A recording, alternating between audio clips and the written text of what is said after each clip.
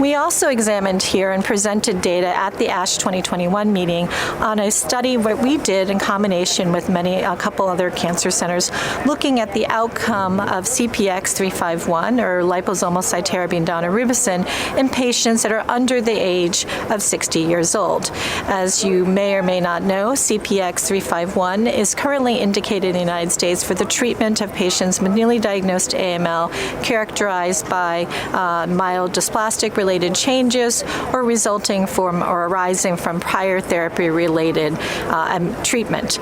These patients in a phase 3 trial were found to have statistically improved overall survival and post-transplant outcomes when they received CPX-351 versus standard 7 and 3. However, in that phase 3 trial, patients were all above the age of 60. We examined whether patients under the age of 60, per the FDA regulation, would benefit. And what we found actually in this retrospective analysis across many academic centers, that patients receiving CPX-351 in the younger age category tended to fare not quite as well as reported phase 3 data.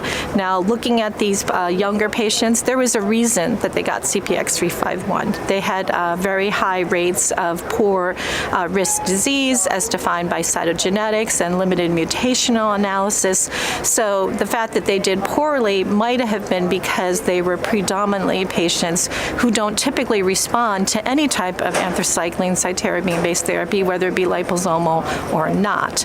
We currently are looking at this in a prospective trial, so we have open at our center and a couple other centers a prospective trial where we are enrolling patients that have these poor prognostic subtypes of AML and preferentially treating them with CPX-351 to look at their outcomes in a more systemic way.